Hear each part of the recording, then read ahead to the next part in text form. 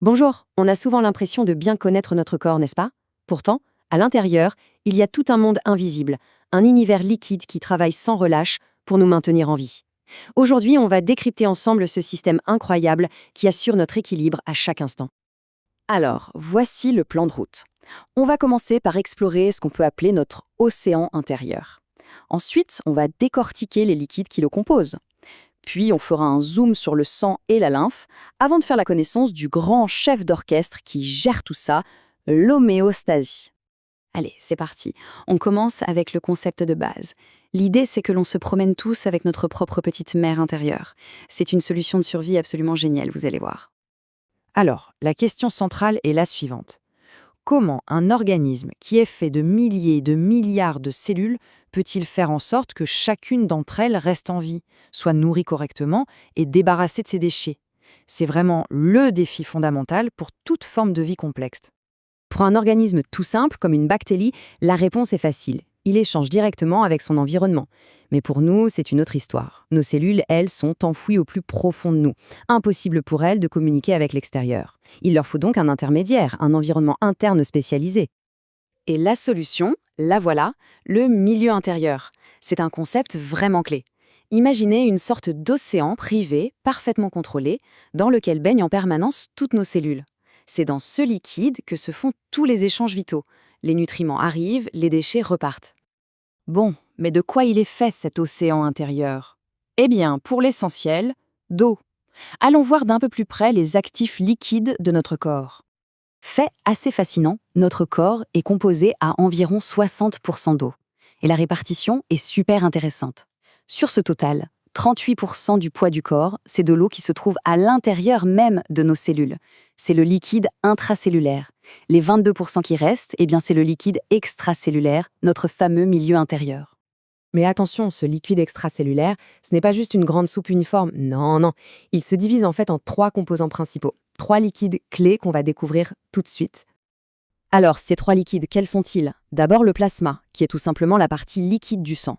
Ensuite, le liquide interstitiel, qui est le fluide qui baigne directement nos cellules. Et enfin, la lymphe, qui, elle, circule dans son propre réseau de vaisseaux. On va s'attaquer au premier de ces liquides, et de loin le plus connu, le sang.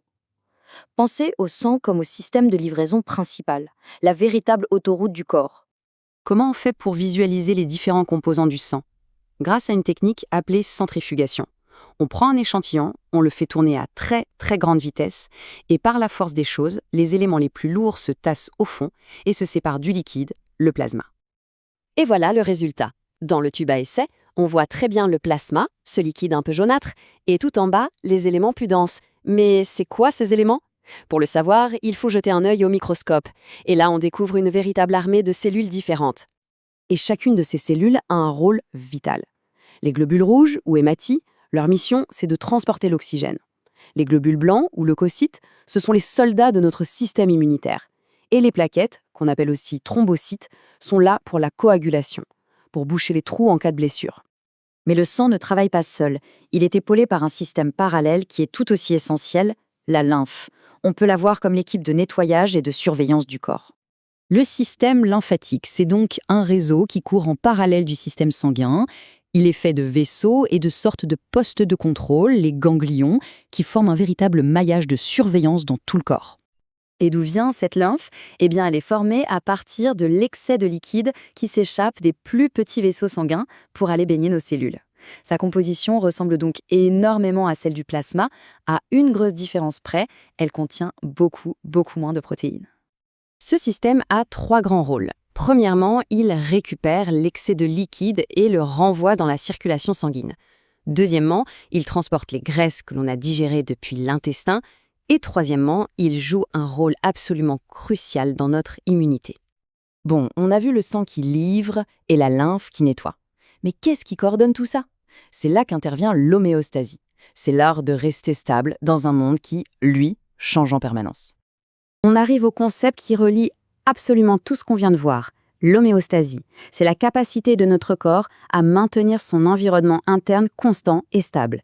Que ce soit la température, le pH, le taux de sucre, peu importe ce qui se passe à l'extérieur, à l'intérieur, les paramètres ne doivent quasiment pas bouger. Et cette citation, elle illustre ça brillamment. Le corps est un système ouvert en déséquilibre permanent dont le maintien est contrôlé grâce à l'homéostasie. Ça montre bien que l'équilibre, ce n'est pas un état figé. C'est une danse constante, un ajustement de tous les instants. Prenons un exemple très concret, cette analyse de sang. On voit que le taux de fer de Monsieur X est trop bas et que son taux de glucose est trop élevé par rapport aux valeurs de référence. C'est le signe typique que son homéostasie est perturbée pour ces deux paramètres. L'équilibre est rompu. Mais comment le corps fait pour maintenir cet équilibre en temps normal? La clé, c'est ce qu'on appelle la boucle de régulation. C'est un cycle de feedback qui tourne en permanence. C'est vraiment le mécanisme central de l'homéostasie. Et son fonctionnement est d'une élégante simplicité. D'abord, des capteurs détectent un écart par rapport à la normale. Ensuite, un messager, par exemple une hormone, est envoyé pour donner l'alerte. Et enfin, des effecteurs se mettent au travail pour exécuter une réponse et corriger le tir pour rétablir l'équilibre. Et le plus fou dans tout ça, c'est que notre corps réalise cet acte d'équilibrage des millions de fois par jour, sans même qu'on y pense. C'est totalement automatique. La question qui se pose, c'est qu'est-ce que cette merveille de la nature peut nous apprendre sur la manière de concevoir des systèmes résilients dans notre propre monde ?